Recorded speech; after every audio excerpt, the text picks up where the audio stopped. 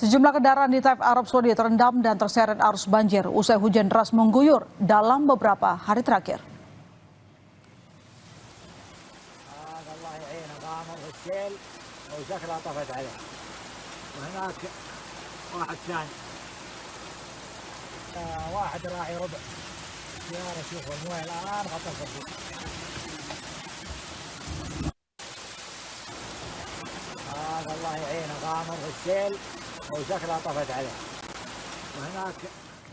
Terima kasih telah menyaksikan berita utama hari ini. Saya masih Serta Rigan. Tetap saksikan Kompas TV, independen, terpercaya. Terima kasih.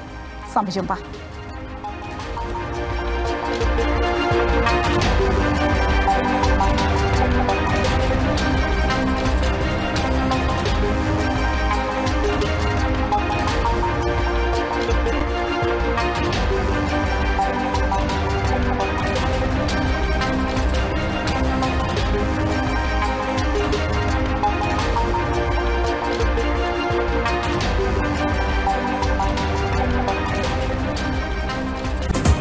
Terima kasih Anda telah menyaksikan Berita Utama yang didukung oleh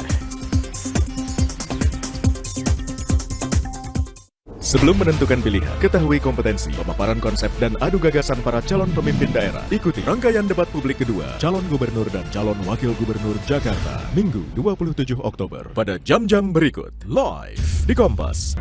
Saat menangkap, mengumpulkan, dan mengolah peristiwa, secara paksa oleh penyidik.